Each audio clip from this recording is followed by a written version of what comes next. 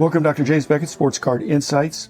Another question episode, all from Torsten Bauer. I had him on Zoom, and he had a number of comments that he'd sent in over the months. I accumulated them, and it was too much for one episode. In fact, this is our fourth time we've done something like this. A lot of fun. I get different interaction with Torsten than I do he's from Germany, and I don't have too many friends that have a PhD in nuclear physics.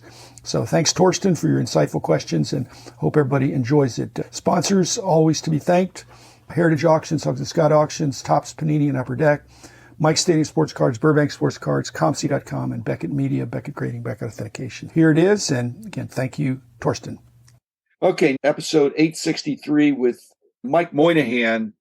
Great guy. He doesn't live very far away from me, so he's been over here. I've been over. He's mainly vintage baseball, but you listen to that, and you mentioned this enjoyment to price relationship and about considering the cost of acquisition of some of these cards and then reflecting back on that.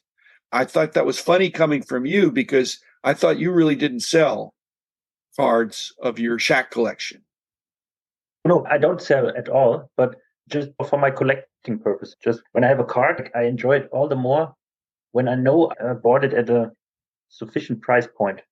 I could afford a lot more expensive cards, but I don't buy those because I wouldn't enjoy them. You'd rather have the money than the card. If you have a $100 card, you could pick any number, $10, $100, $1,000, whatever number you want to throw out there. If you have the money, you're not borrowing the money, you're not stealing the money, you have the money, and you're thinking, would I rather have the money or would I rather have the card? And everybody thinks about that. I'm sitting here with the money, do I buy the card? But they don't think of it as much. I have the card, I could sell that card for money. Then I could have the money.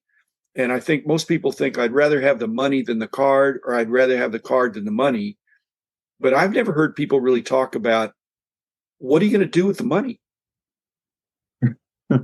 If you sold one of your Shaq cards for $100, what are you going to do with $100?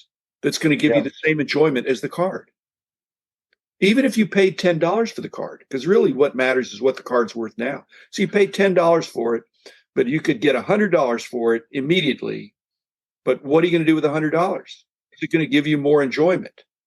That's the reason I didn't even think about selling at the high point, maybe 1 or 2 years ago, any of my cards, because I don't anything would give me that enjoyment. Also, I could have bought it anyhow. It's strange, but I don't buy a card, maybe because it's $500, because I think that's a lot of money for a card. But when I own a card, which happens to be worth $500, I still wouldn't sell it. So, that's a psychological thing, I guess. Not to get into our personal financial situations, but I know that you have a good job. I used to have a good job, but there are people that are more wealthy and people that don't have as much money. And I think if you don't have as much money, a younger person just starting out in their career, then the buying and selling is really important because they don't have enough money to keep buying without selling. And so they're constantly figuring this out of, would I rather have the money or the card, or would I rather have this card than that card? But I've also not heard it discussed very much about these very wealthy people that never have to sell anything. And they clearly would rather have the card than the money. If they were to sell the card, they already have lots of money. They don't need more money. They want more cards. And that's part of what's driving the hobby now. The only reason they would get rid of a card is if it was traded, perhaps for a better card. And so that's part of what's driving the hobby for these very wealthy people, because they're ultra wealthy. You don't have to sell, and they'd clearly rather have the card, regardless of what it costs. They're not price sensitive like you would be, and like I am too. I don't want to pay more than something's worth. Clearly, if you see my background, I'd rather have the card than the money. Not selling stuff, and that's maybe more of a true hobbyist. Okay, next was episode 888 about Kyrie Irving, the most hated NBA player, ? Kyrie Irving is the most misunderstood player. But I've had a lot of comments about that episode and about that other comment I made about, do you put somebody on your wall that everybody hates for my card wall? And I just think James Harden, there are people that love him, but lots more people hate him now. Russell Westbrook, people were disliking him in basketball, and he's had a little bit of career redemption this year. But you raised the question that you don't hate anybody, but sometimes hate is not hate, but it's envy. That was, I think, the gist of your comment. Yes, exactly. Just thinking back to the day when Shaq was still playing, and I was really closely following the NBA every day, and I wanted that Shaq is the best player. So I secretly hoped that comparably good players like Tim Duncan or maybe Michael Jordan, whomever, Kobe, who was on the same team, of course, that they might underperform a little bit so that Shaq had better chances of becoming MVP or to be considered the best player. And so in retrospect, when I think about which players I disliked, it was more because of competitive thinking, compared to my favorite player. Yeah, and I think that is what sparks a lot of people. I don't think that I'm alone in that. Kyrie Irving, he might be a little different, because he has some really strange things going on in the pandemic and so forth. But still, I experienced the exact opposite thing as well. When I was at school, most people disliked Shaq, not because they disliked Shaq, but because they were fans of maybe Kevin Garnett or Michael Jordan. And it was the other way around. First of all the names you're putting out there, and I agree, to be envied, you have to be also really good. So the envy that comes comparing Shaq to any other guys, they are worthy of concern that they're also great players. But the Shaq and Kobe thing is particularly problematic because when they were on the same team, I don't think they had the harmony sometimes. I think they did have some concern between themselves of who was going to get the credit. And eventually they split up, even though if they had stayed together, they could have won several more championships because they had the makings of a fabulous team just with the two of them. Do you think that was envy? Kobe was taking a lot of shots. In the beginning, when Kobe arrived, Shaq and Kobe arrived both in 96, But Kobe was a 17-year-old rookie, and Shaq was already an established NBA player, already a top 50 player, But then Kobe emerged, of course. He became a superstar very quickly, and he wanted to be the man. He heard people saying that he won't be able to win a championship without Shaq. Exactly. Yeah. Then he started to take over. He wanted to take more shots. And he also had a point in saying, I work every day. I work in the off season. I work very hard on my game. And Shaq doesn't, because Shaq is a physical specimen. He's big and strong and agile and so forth. And he didn't have to work as hard as Kobe had to work. But Shaq, on the other hand, he didn't want that Kobe took it from him. I think this was competitive thinking. Envy might have played a role in that too, of course. I think you've explained it well. I think it was a challenge for both of them. These are two of the greatest players in our lifetime that we will see. And they were together. Like you said, the age difference and positional differences and the size difference. Shaq was amazing, but I wish they could have worked it out because I think they could have gone on to many more championships. And it would be interesting, Torsten, to see if Kobe had not died in the crash, what their relationship. I think Shaq has really mellowed quite a bit in being the announcer. He's very jovial. He has a lot of fun and pokes fun at himself. He's a serious analyst. And I think Kobe was very serious. And you think if they had stayed together, maybe Shaq's fun-loving nature would have maybe blended well with Kobe's intensity. Yeah, maybe later in his career when Shaq played with Dwayne Wade, and then he was ready to give it up, so to speak, not to be the man anymore. But he wasn't when he was playing with Kobe for some reason. I don't blame him. At the beginning, yes, he absolutely was the most important part of the team.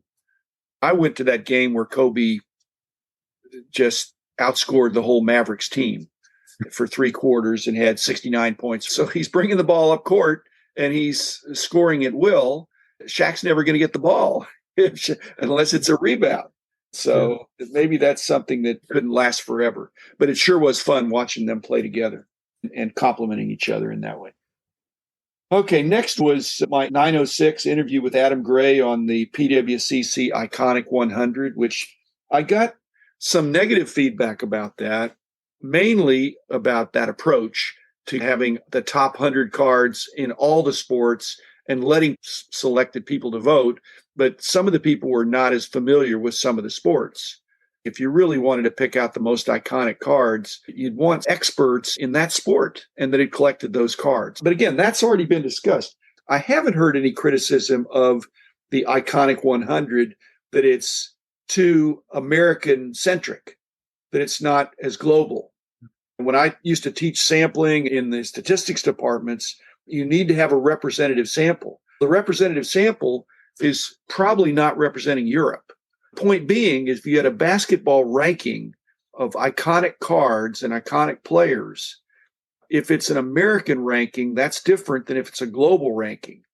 My compliment to you is that I think in a global ranking, Shaq moves up because he's an international, global, recognizable star, and more than a lot of these other guys who are also great players. But there's only a few basketball stars and football that have global, international recognition. If Shaq were to show up in the Frankfurt airport in Germany, would he be recognized? Of course he would be recognized. Yeah. He's more recognizable physically, personally, than Michael Jordan, who's more of a global icon. Kobe, it would probably be like Michael. They're big guys, but Shaq is on another level. And he backed it up with outstanding play. So he wasn't just a big guy. There's been lots of big guys. He was a big guy that really had skills and power, strength, all that. So who moves up the list if it's global? If Adam Gray does it again and tells the people, hey, let's make sure Petrovic, does he move up the list? Is Dirk Nowitzki already is well established in America from being in Dallas his whole career? But Dirk, of course. Drazen Petrovic is still a European icon, of course. Yeah. He began the wave of accepting that these European players could compete very well in the NBA. And then he had a car wreck, I guess. So. Yeah, it was even in Germany, I think. Yeah, but the most underappreciated international player to me is Detlef Schrempf still, because he was the first European All-Star. He won Sixth Man of the Year twice. He was a borderline star, but he's never gotten, not even in Germany, the Hobby Love maybe he deserves. I think he was ahead of his time. If you project him into today's game and let him have the ball with the usage rates that Luka Doncic has.